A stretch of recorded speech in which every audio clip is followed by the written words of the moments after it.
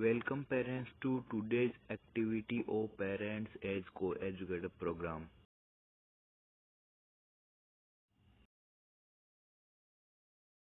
So today's activity is DIY paper airplane.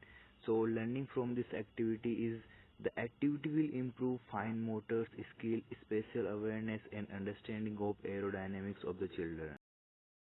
Materials required for this activity is only for paper. Procedure of this activity provide each children with a sheet of paper and demonstrate how to fold a basic paper airplane following a simple design. Encourage children to decorating airplane with different color papers. Once the airplane are folded, invite children to test their design by launching them outdoor and indoor, observing how adjustment to folding technique can affect flight performance. Discuss with your child. Hope they will enjoy this activity. Thank you. Hope your child will enjoy this activity and you also have fun too. We request you to send a photograph of your child performing this activity.